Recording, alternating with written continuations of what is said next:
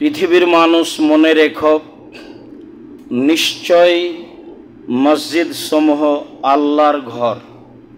তোমরা আল্লাহর ঘরে অন্য কারো ইবাদত করো না। মানুষ মানুষের ইবাদত করে, এটা আজকে নতুন নয়, আগে থেকেই করে আসছে। মানুষ জিনকে মানুষকে আল্লাহর স্থানে সম্মান দিয়ে কথা ও কর্ম বাস্তবায়ন করে থাকে, যা আল্লাহকে খাটো করা হয় বলে আমরা একাধিক দিন অবগত হয়েছি। এ ব্যাপারে আবু সাঈদ খুদরি রাদিয়াল্লাহু তাআলা আনহু বলেন, রাসূল সাল্লাল্লাহু আলাইহি সাল্লাম বলেছেন, আল আরদু কুল্লুহা মসজিদ, সারা পৃথিবী সম্পূর্ণই মসজিদ। সারা পৃথিবীর সব জায়গাতেই সালাত আদায় করা যায়, ইল্লাল মাকবারা ওয়াল হাম্মাম, তবে কবরস্থানে যায় না এবং গোসলখানায় যায় না। কোনো কারণে নিরুপায় কেউ সেটা ভিন্ন কথা, তবে রাসূল সাল্লাল্লাহু আলাইহি সাল্লাম সারা পৃথিবীকে মসজিদ বলে ঘোষণা দেন। অবশ্যই মানুষ মসজিদে সালাত আদায় করবে, এ কথাই ঠিক। সময়ের গতিতে পৃথিবীর যে কোনো স্থানে সালাত আদায় করবে। সাথে সাথে কবরস্থানে সালাত আদায় করা কঠোরভাবে নিষেধ। জানাজার সালাত কবরস্থানে এমন জায়গায় আদায় করা যাবে না যেখানে কবর আছে, বা সালাত শুরু করলে কবর সামনের দিকে হবে, এমন জায়গায় সালাত আদায় করা যাবে না। কেন? জাবের রাদিয়াল্লাহু তাআলা আনহু বলেন, আল্লাহর নবী বলেছেন, লা তুসাল্লু আলাল কবুরে, পৃথিবীর মানুষ তোমরা কবরের উপরে সালাত আদায় করো না। ওয়ালা তুসাল্লু ইলাইহা, আর কবরের দিকে মুখ করে সালাত আদায় করো না। অন্য এক বর্ণনায় এসেছে, ওয়ালা তুসাল্লু বাইনাল কবুরে, কবরের মাঝে সালাত আদায় করো না। যেসব মসজিদের ভিতরে কবর আছে সেসব মসজিদে সালাত আদায় করা হারাম, না জায়েজ, সেসব মসজিদে সালাত আদায় করা যাবে না। যাবে না, এটাই চূড়ান্ত। যেসব জায়গায় সালাত আদায় করলে সামনের দিকে কবর আছে প্রমাণ হয়, সেসব মসজিদে সালাত আদায় করা যাবে না। যেসব মসজিদে পাশে কবর রয়েছে সেসব জায়গাতেও সালাত আদায় করা যাবে না। তবে কবর যদি নিজস্ব জমিতে হয় আর মসজিদ যদি অক্ষ হয়, তাহলে মসজিদ ও কবরের মাঝে একটু অতিরিক্ত প্রাচীর থাকতে হবে, যেটা মসজিদের দেওয়াল থেকে ভিন্ন, যেটা কবরের ঘেরা থেকে ভিন্ন। অতিরিক্ত একটি প্রাচীর দিয়ে কবর থেকে মসজিদকে ভিন্ন করে নিতে হবে। আশা যে বিষয়টি আমাদের কাছে দিনের মতো স্পষ্ট হয়েছে। ভবিষ্যতে কোনো দিন কোনো জায়গায় যদি সালাত আদায় করে নিই, তারপরে পরে বুঝতে পারি যে অত্র মসজিদে কবর আছে, বা পাশে কবর আছে, বা সামনে কবর আছে, তাহলে সেই সালাত আবারও পড়তে হবে। ভালোভাবে মনে রাখতে হবে। আপনি মনে রাখবেন, আরও দিনই ভাই বোনকে বলবেন। যত দিন কথা স্মরণ থাকবে ততদিন আর একজনকে সময় সুযোগে বলতে থাকবেন। এটাই আল্লাহর নবীর আদেশ। আশা যে সকলেই পালন করবেন। ঢাকা শহরের অনেক মসজিদের ভিতরে কবর আছে, যা আপনাদের জানা কথা। সবাই পড়ছে যে এর উত্তর আমাকে আপনাকে দিতে হবে না, সালাত হবে না, এ কথাই ঠিক। এ নিয়ে আর নতুন কিছু বলার নেই। আবু হুরায়রা রাদিয়াল্লাহু তাআলা আনহু বলেন, রাসূল সাল্লাল্লাহু আলাইহি সাল্লাম বলেছেন, সাল্লু ফি মারাবিজিল গানাম, যেখানে ছাগল বাঁধা থাকে সেখানে সালাত আদায় করতে পারো, আদেশ করলেন।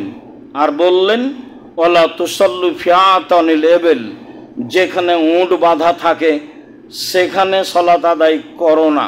হাদিস সহিহ। রহস্য কি? রহস্য হলো এই যে উট হলো ভয়াবহ প্রাণী, আপনি সেখানে সালাত আদায় করবেন, বিষয়টি আপনার জন্য নিরাপদ নয়। সেই জন্য থাকলো আর একটি কথা, যে ছাগল বাঁধা জায়গায় সালাত আদায় করব আদেশ করলেন, তো ছাগলের পেশাবের ব্যাপার আছে যে, তো সেটা পূর্বের কথা আবারও মনে রাখা ভালো হয়। আসলে আমি কাপড় গাভীর পেশাবে ভিজিয়ে সালাত আদায় করতে বলিনি, তা ছিল একটা পরিস্থিতি। চাঁপাইনবাবগঞ্জের পল্লী এলাকায় বক্তব্য দিচ্ছিলাম। মহিলারা সাধারণত বাড়ির পিছন দিকে সমতল জমিতে পেশাব করতে বসে, পানি ছিটে এসে গায়ে কাপড়ে লাগে। এই কাপড়ে সালাত হবে না, কেননা মানুষের পেশাব ভয়াবহ। মানুষের পেশাবের কারণেই কবরের শাস্তি হয়, এই কথা আল্লাহর নবী বলেন। পক্ষান্তরে হালাল পশু প্রাণীর পেশাবের কথাটা বলা হয়েছিল, এইভাবে যা মৌলিক উদ্দেশ্য ছিল না। একাধিক হাদিস রয়েছে যে আল্লাহর নবী ওই লোকগুলোকে বললেন, যাও তোমরা সাদা কারণ যেখানে বাঁধা আছে ওখানে যাও, ওখানে থাকো, উটের দুধ খাও, পেশাব খাও। তা ছিল ওরানা ওকাইল গোত্রের লোকেরা। ওদের মদিনার আবহাওয়া অনুকূলে হয়নি, পেট ফুলে গেছিল, তখন তিনি তাদেরকে উটের পেশাব খেতে বলেছিলেন আর দুধ খেতে বলেছিলেন, যাতে তারা ভালো হয়ে গেছিল। অবশ্যই অপবিত্র হলে পৃথিবীর এত বড় মানুষ খেতে বলতেন না। হাদিস বুখারী মুসলিম। বিবেচনার সুযোগ মানুষের নেই, সুযোগ বিবেচনা করতে হবে না, দাম নেই, যা আছে তাই। যেখানে এরকম ভাবা যায় সেখানে ভাবতে হবে, এখানে নয়। তারপরে তিনি বললেন ছাগল বাঁধার জায়গায় সালাত আদায় করো। তার মানে ছাগলের পেশাব যদি থাকে, সেই জায়গা যদি শুষ্ক হয়ে যায়, সালাত আদায়ের উপযুক্ত হয়, তাহলে ওই পেশাবের কারণে আপনার সালাতের কোনো সমস্যা নেই। তিনি আদেশ করলেন ছাগল বাঁধা জায়গায় সালাত আদায় করো। তিনি বললেন উট বাঁধা জায়গায় সালাত আদায় করো না। তা ছিল সতর্কবাণী, উট ভয়াবহ প্রাণী। এই জন্য সম্মানিত দিনী ভাই বোন, আমরা সালাতের জায়গা হিসাবে সতর্ক হচ্ছিলাম কিছু কথা, মসজিদ নিয়ে আরও বেশ কিছু সতর্কবাণী। আমর ইবনে শুআয়ব আন আবিহি আন জাদ্দিহি, আমর ইবনে শুআয়ব তার পিতার মধ্যস্থতায় তার দাদা থেকে বর্ণনা করেন। তার দাদা বলেন, নাহা রাসূলুল্লাহ সাল্লাল্লাহু আলাইহি সাল্লাম আন তানাসুদিল আসার ফিল মসজিদ ওয়া ইয়াবিয়া ওয়া ইয়াশতারিয়া ফিহি, মসজিদে কবিতা গাওয়া নিষেধ। নিতান্তই যদি কবিতায় কোনো কল্যাণমূলক কথা থাকে তাহলে মসজিদে বলা যাবে, তাছাড়া যাতে কোনো কোরআন হাদিসের কথা নেই, এমনি গান গাজাল বা কবিতা এইসব কিছু মসজিদে পড়া যাবে না, আল্লাহ রাসূল নিষেধ করলেন। তিনি বললেন মসজিদে ক্রয় বিক্রয় করা যাবে না। তিনি বললেন মসজিদে এমন একটি জায়গা ইউতাহাল্লাকান নাসে ইয়াউমাল জুমআ কাবলা সলাতে, সলাতের পূর্বে মসজিদে গোল হয়ে বসা যাবে না, পরবর্তীতে কোনো কিছুর কারণে বসা যেতে পারে। সলাতের পূর্বেই খুতবা চলাকালীন বা সলাত চলাকালীন গোল হয়ে মানুষ 5 জন 7 জন বসে কথা বলবে, এমন কর্মকে রাসূল সাল্লাল্লাহু আলাইহি ওয়াসাল্লাম নিষেধ করেন। আবু হুরায়রা রাদিয়াল্লাহু তাআলা আনহু বলেন, রাসূল সাল্লাল্লাহু আলাইহি সাল্লাম বলেছেন, এজা রাআইতুম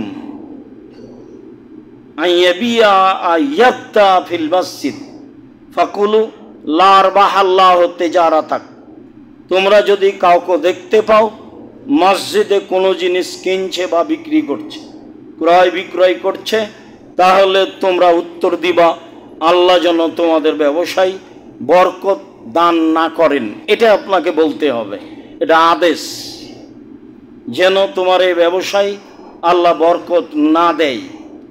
তিনি বললেন তারপরে,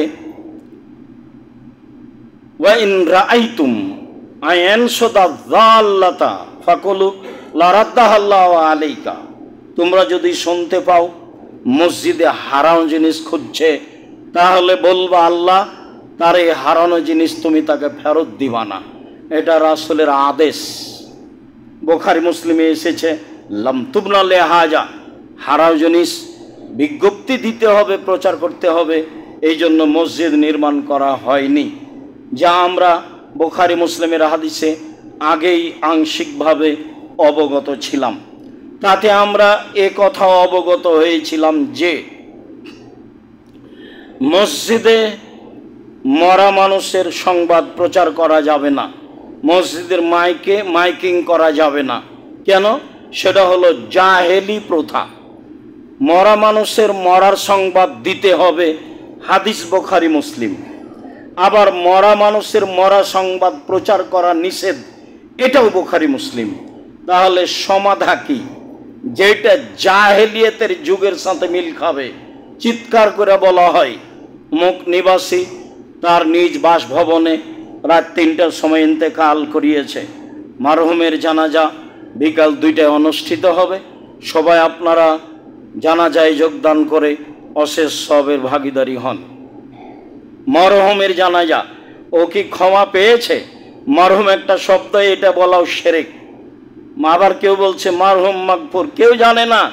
আন্ধা কো আন্ধা পড়াতা হ্যায়, যে বলে সেও অন্ধ, যে শুনে সেও অন্ধ, দুইজনই সমান।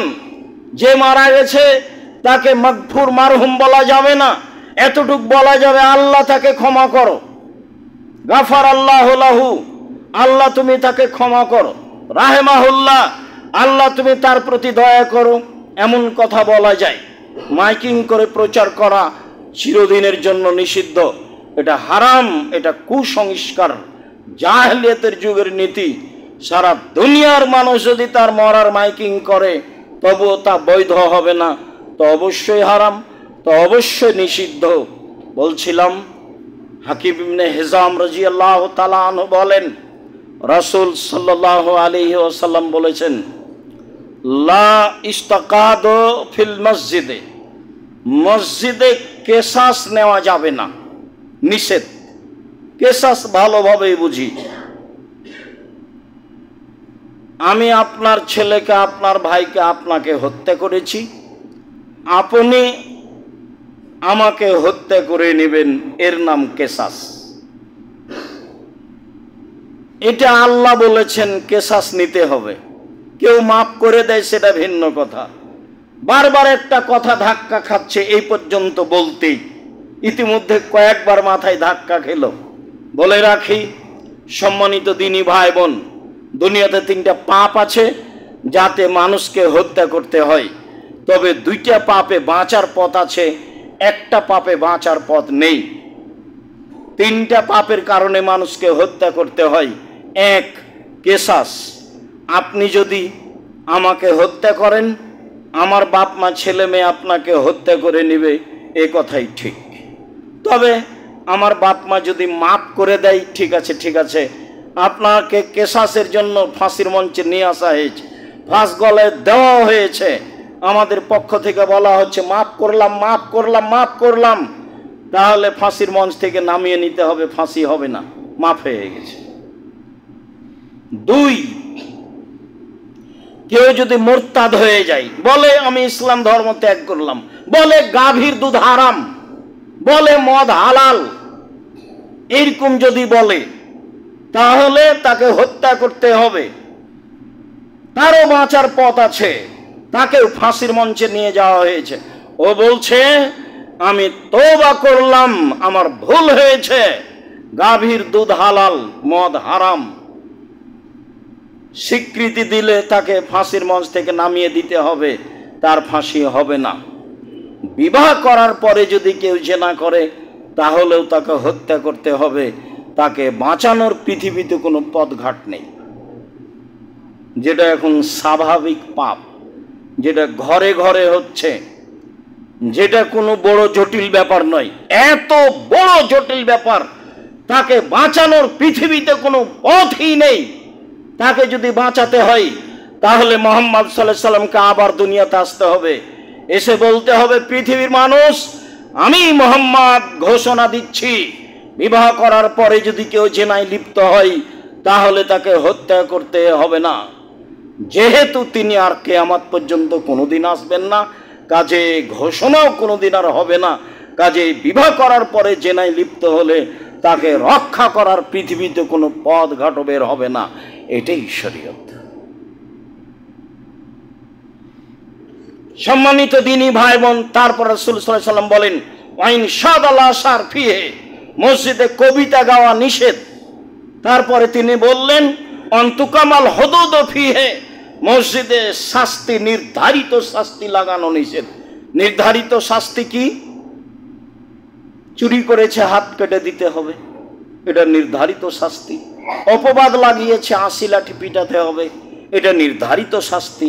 অবিবাহিত অবস্থায় জেনা করেছে 100 লাঠি পিটাতে হবে, এটা নির্ধারিত শাস্তি। যেগুলো শরীয়তে নির্ধারিত শাস্তি রয়েছে সেগুলো মসজিদে বাস্তবায়ন করা যাবে না। তাহলে বেশ কিছু নিষিদ্ধ মসজিদে তা ধারাবাহিকভাবে অবগত হচ্ছিলাম, যদিও মসজিদ অনেক কিছুর জায়গা, এরপরেও এসব কিছু মসজিদে করা যাবে না বলে রাসূল সাল্লাল্লাহু আলাইহি সাল্লাম বলেন, যা ধারাবাহিকভাবে আপনার সামনে পেশ করছিলাম সতর্কবাণীতে। তারপরে চলেন আমরা আবার পরিষ্কার পরিচ্ছন্নতায় ফিরে যাই। আয়েশা রাদিয়াল্লাহু তাআলা আনহা বলেন, রাসূল সাল্লাল্লাহু আলাইহি ওয়াসাল্লাম বলেছেন, আদেশ করেছেন, বেনাইল মসজিদ ফিদ্দুর, পাড়ায় পাড়ায় মসজিদ তৈরি করো এবং তাকে পরিষ্কার পরিচ্ছন্ন রাখো।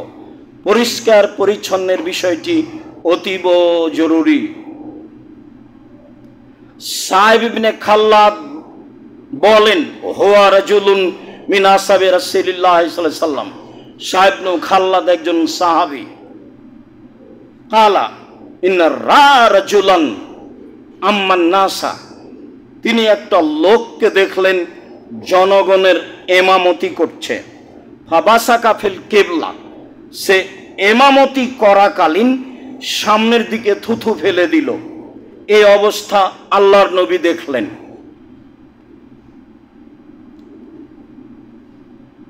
ফাকালা রাসূলুল্লাহ সাল্লাল্লাহু আলাইহি সাল্লাম লিকাওমিহি হিনা ফারাগা লা ইউসাল্লি লাকুম, আল্লাহর নবী জনগণকে বলে দিলেন, এই শোনো, এই লোক তোমাদের ইমামতির যোগ্যতা রাখে না। শোনো তোমরা, এই লোক তোমাদের ইমামতির যোগ্যতা রাখে না। ফালাম্মা আরাদা আইসাল্লিয়া বাদাহু ফামানাউহু আখবারুহু ক্বালা রাসূলুল্লাহ সাল্লাল্লাহু আলাইহি সাল্লাম, আল্লাহ রাসূল এদের ঘোষণা দিয়েছেন কিন্তু ইমামকে বলেননি। এখন ইমাম না জানা অবস্থায় ইমামতি করার জন্য গেছে, তখন জনগণ বলল, আল্লাহর নবী আপনাকে আমাদের ইমামতি করতে নিষেধ করেছেন। ফাযাকারা যালিকা লিন-নবী সাল্লাল্লাহু আলাইহি সাল্লাম, ইমাম সাহেব বিষয়টি আল্লাহ রাসূলের সামনে পেশ করলেন। তাতে আল্লাহ রাসূল বললেন, নাম, হ্যাঁ, আমি তোমার ইমামতি নিষেধ করেছি। বর্ণনাকারী বলছেন, আমি মনে করছি আন্নাহু কালা ইন্নাকা আযাইতাল্লাহ রাসূলাহু, আরে তুমি কি ইমামতি করবা? তুমি আল্লাহকে কষ্ট দিয়েছ, তুমি তার রাসূলকে কষ্ট দিয়েছ, সামনের দিকে থুথু ফেলো মানে? আল্লাহর নবী এই পর্যন্ত বলেছেন তাকে, আরে তুমি কি ইমামতি করবা? তুমি সামনের দিকে থুথু ফেলে আল্লাহকে কষ্ট দিয়েছ, আল্লাহর রাসূলকে কষ্ট দিয়েছ। এরকম কাজ আল্লাহকে কষ্ট দেওয়া যায়? এ কথা আল্লাহর নবী বলছেন। জি, মানুষ যদি যুগকে গালি দেয় তাহলে আল্লাহকে কষ্ট দেওয়া হয়। যদি মানুষ আর একজনকে আল্লাহর জায়গায় বসিয়ে দেয়, তাহলে আল্লাহকে কষ্ট দেওয়া হয়। এ কথা আল্লাহ রাসূল বলেছেন, ইয়াসুব্বুনি ইবনু আদম ইয়াসুব্বুদ্দাহারা, ইবনু আদম, আদমের ছেলে মেয়ে আমাকে কষ্ট দেয়, ওরা যুগকে গালি দেয়। ওয়ানা দাহারো, আমি নিজেই হচ্ছে যুগ। উকাল্লিবুল লাইলা ওয়ান নাহারা, আমার আদেশে যুগ চলে। কেন তারা বলবে যুগ খারাপ? বলতে পারে যুগের লোকেরা খারাপ। তারা কেন বলবে যুগ জামানা খারাপ? এ কথা কেন বলবে? যুগ জামানা তো আমি নিজেই, আমার আদেশে যুগ জামানা চলে। যুগ জামানা খারাপ মানে আমি খারাপ, আমার আদেশ খারাপ। বলতে হবে যুগ জামানায় বসবাস করে যারা, তারাই খারাপ। এই কথা রাসূল সাল্লাল্লাহু আলাইহি সাল্লাম বললেন। আনাস রাদিয়াল্লাহু তাআলা আনহু বলেন, রাসূলুল্লাহ সাল্লাল্লাহু আলাইহি সাল্লাম নকাতা ফিল মসজিদ ফাশাক্কা যালিকা আলাইহি। একদা আল্লাহর নবী মসজিদে দেখলেন শিকান বা ময়লা পড়ে আছে, এটা তার কাছে খুব ভারী মনে হলো। ফাশাক্কা আলাইহি, এটা তিনি খুব ভারী মনে করলেন। সুম্মা কামা, তারপরে তিনি দাঁড়ালেন। ফাহাক্কাহু বিয়াদিহি, নিজ হাতে ময়লা পরিষ্কার করলেন। আল্লাহ নবী নিজেও মসজিদ পরিষ্কার করেছেন, নিজ হাতে মসজিদ পরিষ্কার করলেন। লোকের অভাব ছিল না, আবু হুরায়রা আছেই, পেট ভাত্তা মাওলানা, মসজিদে পেট চাপা দিয়ে পড়ে আছে। মানুষেরা তার গায়ে পা দিয়ে চলে যায়, তারা তার দাম দেয় না। 24 ঘন্টা অপেক্ষা আছেন আল্লাহর নবী কখন কি বলবেন এটা শোনার জন্য। আল্লাহ রাসূল নিজে হাতে পরিষ্কার করলেন। তারপরে বললেন, ওয়ানার রাজুল ফাসাল্লা, মানুষ সালাত আদায় করে, ফাইন্না মাইনাজি রাব্বাহু, যখনই সালাত আদায় করে তখন সে চুপে চুপে আল্লাহর সাথে কথা বলে। ফাইন্না রাব্বাহু বাইনাহু ওয়া বাইনাল কিবলা, তার প্রতিপালক থাকেন তার মাঝে আর তার কিবলার মাঝে, তার প্রতিপালক থাকেন তার মাঝে আর তার কিবলার মাঝে। তাহলে সামনের দিকে থুথু দিলে তো আল্লাহকে কষ্ট দেওয়া হবেই, সামনে তো আল্লাহ আছেন। এর অর্থ এই নয় যে আল্লাহ সব জায়গায় বিরাজমান। আল্লাহ তার স্থান থেকেই আপনার সামনে অবস্থান করছেন। আপনি সামনে থুথু দিলে তাকে কষ্ট দেওয়া হবে, এ কথাই ঠিক। তিনি বললেন, ফালাইয়াবসুকান্না আহাদুকুম কিবলাতা কিবলাতিহি কিবলা কিবলাতিহি, অবশ্যই তোমাদের কোনো ব্যক্তি যেন সামনের দিকে থুথু না ফেলে। ফালিয়াবসুকান ইয়াসারিহি, প্রয়োজন হলে বামে ফেলবে। আও তাহাতা কাদামিহি, প্রয়োজন হলে পায়ের নিচে ফেলবে। সুম্মা আখাজা রিদাহু তারাফা রিদাইহি, তারপর তিনি তার চাদরের এক পাশ ধরলেন। ফাবাসাকা ফিহে, তার গায়ের চাদরের এক অংশ ধরে সে অংশে থুথু দিলেন। সুম্মা রাদ্দা বাজুহালা বাজিন, তারপর একটা আরেকটার সাথে জড়িয়ে এইভাবে হাত দিয়ে ডলে দিলেন। একটা আরেকটার সাথে জড়িয়ে এইভাবে হাত দিয়ে ডলে দিলেন। তিনি বললেন, ওয়াফালো হাকাদা, অন্যথায় এমনটা করবে। তাহলে বাম দিকে তো এখন থুথু ফেলা যায় না, মসজিদ তো যা হওয়ার তাই। পায়ের নিচেও থুথু ফেলা যায় না, মসজিদ তো যা হওয়ার তাই। তাহলে এখন কি করতে হবে? রাসূলের শেষ কর্ম যেটা, সেটাই কিয়ামত পর্যন্ত বলবৎ থাকবে। আপনার পকেটে টিস্যু থাকবে, হাতে টিস্যু থাকবে, রুমাল থাকবে। রাসূল সাল্লাল্লাহু আলাইহি সাল্লাম দেখালেন যে রুমালে থুথু দিয়ে দিলেন, দিয়ে এটা হাত দিয়ে ডলে দিলেন। আপাতত রুমালটাকে এভাবে ডলে দিয়ে অথবা টিস্যুটাকে ডলে দিয়ে নিজের জায়গা মতো রাখবেন, এই কথা আল্লাহ রাসূল বললেন এবং নিজে দেখালেন। কিয়ামত পর্যন্ত মসজিদ পরিষ্কার রাখতে হবে, তার একটা সুন্দর নিয়ম দিলেন মুহাম্মদ সাল্লাল্লাহু আলাইহি সাল্লাম।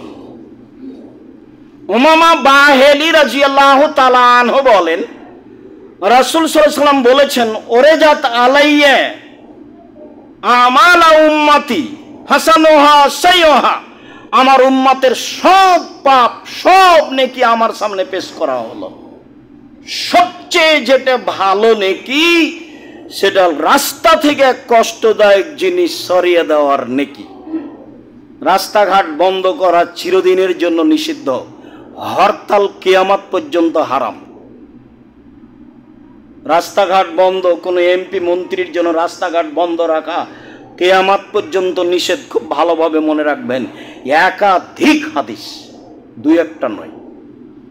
আর যেখানে রাস্তার গন্ডগোল হবে সেটাও হবে ডবল, এটাও তার আদেশ। রাস্তার গন্ডগোল হলেই তা ডবল হবে। তাহলে সেই কালে মরুভূমির মানুষ, আরে সবই রাস্তা, সারা পৃথিবী বিরান পড়ে আছে আজও। যান 1500 বছর পরে গিয়ে দেখেন সারা পৃথিবী ফাঁকা, গোটা দেশ ফাঁকা, ঘন্টার ঘন্টা গাড়ি চলে, কোনো বাড়ি ঘর নেই। রাস্তার সমস্যা তো আমাদের দেশে, ঘনবস্তি। মনে হচ্ছে যে তিনি আমাদের দেশ, আমাদের বাড়ি, আমাদের এলাকা দেখেছেন, দেখে এরকম আদেশ করছেন, ভাবে মনে হচ্ছে। সম্মানিত দিনী ভাই বোন, তিনি বললেন আমার কাছে সবচেয়ে যেটা খারাপ পাপ পেশ করা হলো সেটা হলো মসজিদে ময়লা পড়ে আছে, তা পরিষ্কার করা হলো না। এই পাপ আমার কাছে সবচেয়ে খারাপ। পরিষ্কারের বিষয়টি খুব ভালোভাবে যারা আপনারা মসজিদের তদারকি করেন, দেখাশোনা করেন, সভাপতি হিসাবে, মুতাল্লি হিসাবে, সেক্রেটারি হিসাবে, মসজিদে ঢোকার সাথেই আপনি বারান্দা থেকে দেখা শুরু করবেন মসজিদের অবস্থা কি, ঝকঝকে হয়ে আছে কিনা, পরিষ্কার ঠিক আছে কিনা, মাদুর ঠিক মতো আছে কিনা, সব কিছু সাজানো গোছানো কিনা, সব আপনাকে তদন্ত করতে হবে। এর নাম দায়িত্বশীল। সম্মানিত দিনী ভাই বোন, মসজিদে ঢুকলে দুয়ার কয়েকটি পদ্ধতি। ওসাইদ রাদিয়াল্লাহু তাআলা আনহু বলেন, আল্লাহর নবী বলেছেন, এজা দাখালা আহাদুকুমুল মসজিদা ফালিয়াকুল আল্লাহুম্মা আফতাহ লি আবওয়াব রাহমাতিক। এটা তিনি আদেশ করলেন, কেউ যদি মসজিদে ঢোকে তাহলে সে যেন বলে আল্লাহুম্মা আফতাহ লি আবওয়াব রাহমাতিক, তোমার রহমতের দরজা আমার জন্য খুলে দাও। ওই যা খারাজা মিনহু, আর যখন বের হবে ফালিয়াকুল, সে যেন বলে, আল্লাহ নবী আদেশ করলেন, আল্লাহুম্মা ইন্নী আসআলুকা মিন ফাজলিক, আমি তোমার অনুগ্রহ চাচ্ছি, ব্যবসা বাণিজ্য দোকান খুলছি, টাকা পয়সা বেশি করে দাও, দোকানে লস হয় না যেন। সালাতে এসেছিলাম, দরজা রহমতের খুলতে বলেছি, আর এখন যাচ্ছি বলছি ফাজল দিয়ে দাও, দোকান খোলার সাথে সাথে যেন মানুষজন আসে, বিক্রি হয় যেন বেশি। মনে একটু ভাববেন, ও তো ফাজল, ও তো এইভাবে বুঝেননি, কোনোদিন খেয়াল করেননি। মানে এখন তো চলে যাচ্ছি, ফাজল চাচ্ছি। ফাজল কি? ব্যবসা বাণিজ্য, টাকা পয়সা, জমি জায়গা, গরু ছাগল, আহাল পরিবার, যার নাম সম্পদ তার নাম ফাজল। মসজিদ থেকে বের হয়েছে, এখন সে ফাজল অনুগ্রহ করব, খুঁজবো, তল্লাশি চালাবো, কোথায় আছে তার ফাজল অনুগ্রহ। বহুবার বলেছি বসে থেকে খাবেন না, ছেলের উপার্জন খাবেন, এটা যেন মাথায় না আসে। যতদিন কাজ করে খেতে পারবেন ততদিন কাজ করে খাবেন, এ কথাই ঠিক। নিজ হাতে উপার্জন করে খেতে শিখুন, সবচেয়ে উত্তম খাদ্য। দাউদ আলাইহিস সালাম নিজ হাতে উপার্জন করে খেতেন, আল্লাহ রাসূল তার অনেক প্রশংসা করেছেন। বলছিলাম,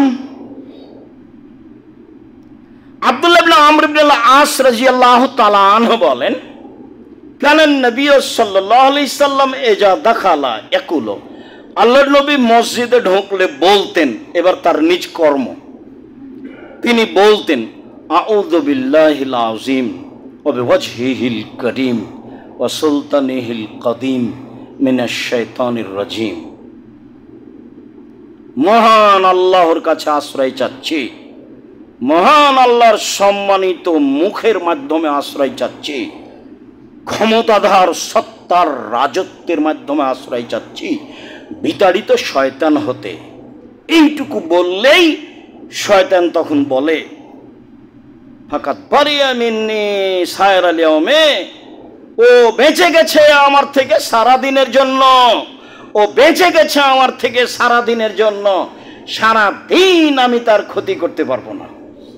আল্লাহর নবী ঢুকলে এই কথা বলতেন। আগেরটা হলো আদেশ, আল্লাহ রাসূল আদেশ করেন, এবার তিনি নিজে বলছেন, আউযু বিল্লাহিল আযীম ওয়া বিওয়াজহিহিল কারীম ওয়া সুলতানিহিল কাদীম মিনাশ শাইতানির রাজীম। দুয়ার বইটা পড়বেন, দিন রাত বলছি, যাওয়ার সময় তো বইগুলো নিয়ে যাবেন। আপনি আসল সদস্য, আপনি জামিয়া সালাফের 1 নম্বর সদস্য। আপনার সাথে আমার কত আন্তরিকতা তা আপনাকে আমি বুঝাতে পারি না। মানুষের কোটি কোটি টাকা, টাকার যত দাম আছে, আপনার 10 টাকার আমার কাছে তার চেয়ে অনেক বেশি দাম আছে।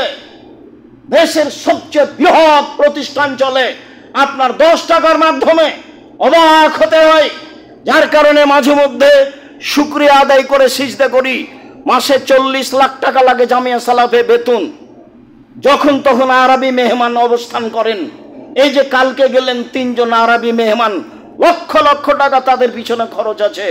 মদিনার খুব বড় বড় বিদ্বান কয়েকজন, তার মধ্যে একজন আসছেন 12 তারিখে, অনেক পয়সা খরচের ব্যাপার আছে। জামিয়া সালাফে এইগুলোকে ভারী মনে করে না। আল্লাহর বিশেষ রহমত, 519 জন ইয়াতিম অসহায় মানুষ আছে। যার কারণে আমি মনে করি আপনার 10 টাকার আমার কাছে অনেক দাম আছে। জামিয়া সালাফিয়া সরকারি অনুদানে চলে না, জামিয়া সালাফিয়া বিদেশি সহযোগিতায় চলে না, জামিয়া সালাফিয়া কোনো বিত্তশালী দিয়ে চলে না। এদেশের একটা ভিন্ন ধরনের প্রতিষ্ঠান, যেখানে প্রায় 5000-এর অধিক ছেলে মেয়ে পড়াশোনা করে, যেখানে 300 জনের অধিক শিক্ষক শিক্ষিকা আছে, যেটা আপনারা আমার 10 টাকা দিয়ে চলে। সম্মানিত দিনী ভাই বোন, যার কারণে আপনি আসবেন 200 টাকা, 500 টাকা, 100 টাকা, 2000 টাকা হাতে করে, যাওয়ার সময় একটা ইতিসাম পত্রিকা নিবেন, একটা দুয়ার বই নিবেন, একটা কিছু বই নিয়ে আর একজনকে দিবেন। আপনার 2 টাকাই আমার কাছে 2 কোটি টাকার স্থানে আছে। আপনাকে আমি বুঝাতে অক্ষম, হয়তোবা যার কারণে আপনি না বুঝেই চলে যান, এমনটা হতে পারে, যেটা আমি চাইনি। ফাতেমা রাদিয়াল্লাহু তাআলা আনহা বলেন,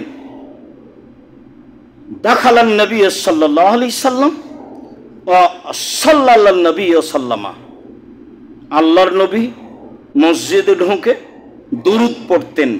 এই কথা ফাতেমা রাদিয়াল্লাহু তাআলা আনহা বলেন। তারপরে তিনি বলতেন, রব্বিক ফিরলি জুনুবি, হে আমার প্রতিপালক, আমাকে ক্ষমা করো। ওয়াফতাহলি আবওয়াবা রাহমাতিক, তোমার রহমতের দরজা আমার জন্য খুলে দাও। বের হওয়ার সময় তিনি এটাই বলতেন। তবে বের হওয়ার সময়তে শেষ শব্দটা হলো ফাজলিক, এখন যাচ্ছি, তুমি আমার ফাজল অনুগ্রহ দিয়ে দাও। অন্য এক বর্ণনায় এসেছে, ফাতেমা রাদিয়াল্লাহু তাআলা আনহা বলছেন, আল্লাহর নবী ঢোকার সময় বলতেন, বিসমিল্লাহে ওয়াসসালামু আলা রাসূলিল্লাহে। তাহলে সব মিলে কি হবে? সব মিলে হলো এই, প্রথমে যেটা আছে, যেটা আদেশ, সেটা পড়েন, সমস্যা নেই, যেটা দিন রাত পড়ছেন। এরপরে যদি আপনি পড়তে চান তাহলে এভাবে, বিসমিল্লাহে ওয়াসসালামু আলা রাসূলিল্লাহে, আউযু বিল্লাহিল আযীম ওয়া বিওয়াজহিহিল কারীম ওয়া সুলতানিহিল কাদিম মিনাশ শাইতানির রাজীম, রব্বিক ফিরলি জুনুবি ওয়াফতাহলি আবওয়াবা রাহমাতিক। এই হলো ঢুকবেন, আবার বের হবেন তখন এইটা বলা যায়। যদি ভারী লাগে, আগে যা বলছিলাম তাই বলবো ইনশাআল্লাহ।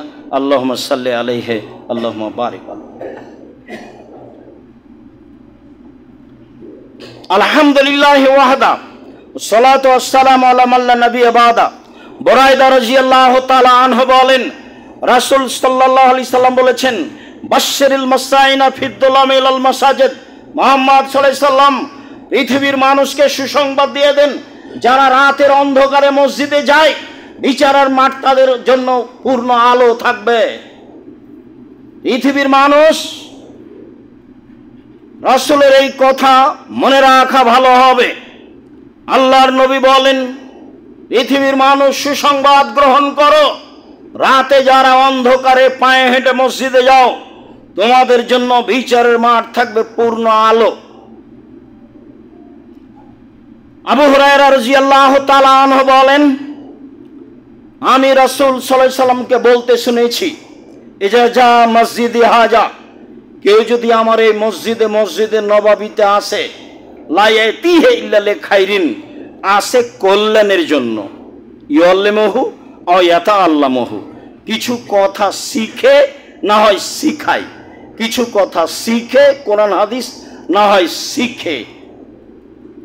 হুয়া বেমানজিলাতিল মুজাহিদ ফি সাবিলিল্লাহ, আল্লাহর পথে জিহাদ করলে যে নেকি হয়, মসজিদে এসে একটি হাদিস, একটি আয়াত শিখলে বা শিখালে সে নেকি হয়। এই কথা মুহাম্মদ সাল্লাল্লাহু আলাইহি সাল্লাম বলেন।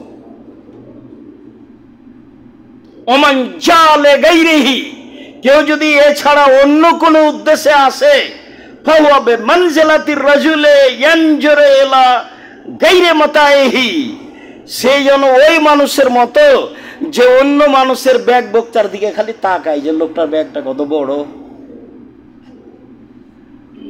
লোকটার ব্যাগে যে কি কি আছে। বোঝা গেল না মনে হয় আল্লাহ নবী কি বললেন? আল্লাহ নবী বললেন কেউ যদি মসজিদে এসে একটা আয়াত পড়ে বা পড়ায়, তাহলে সে আল্লাহর পথে জিহাদ করলে যে নেকি হয় সে নেকি পাবে। আর যে ব্যক্তি এরকম কোনো কাজে মসজিদে আসে না, সে হলো অন্যের ব্যাগ বক্তার দিকে তাকানোর মতো। একটা মানুষের ব্যাগের দিকে আমি তাকালাম, লাগেজের দিকে তাকালাম, তারপর কি হবে আমার? কিছুই না।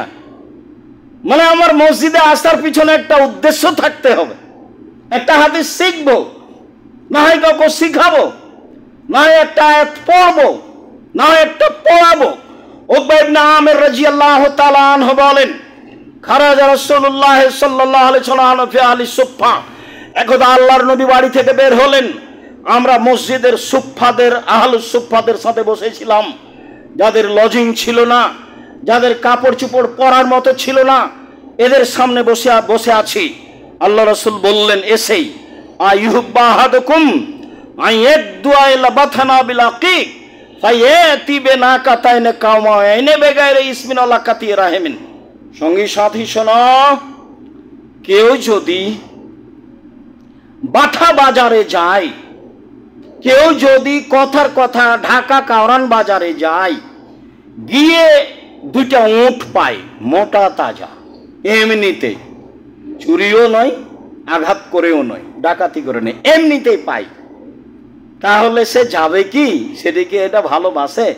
তো সাহাবীগণ বলছেন আল্লাহ রাসূল কুল্লুনা নুহিব্বু যালিকা, সবাই ভালোবাসি, সবাই ভালোবাসি, কে না চায় না? এরকম ভাবে যদি পাওয়া যায় তাহলে তো বিশাল ব্যাপার, ও তো ৩-৪ লাখ টাকা দাম লাগবে। হ্যাঁ, খুব ভালোবাসি। তখন আল্লাহ রাসূল বলছেন, আফালা ইয়াদু আহাদুকুম ইলাল মসজিদ, তোমাদের কেউ মসজিদে যেতে পারে না? ফায়াকরা আয়াতাইনে, মসজিদে গিয়ে দুটো আয়াত পড়বে, খায়রান মিন নাকাতাইনে, দুইটি আয়াত, দুইটা দামি লাল উটের চেয়ে বেশি, 3 আয়াত 3টা লাল দামি উটের চেয়ে বেশি, 4 আয়াত 4টা লাল দামি উটের চেয়ে বেশি, যত আয়াত পড়বে তত উটের চেয়ে বেশি। হাদিস বুখারী মুসলিম। কি বিচার করবেন?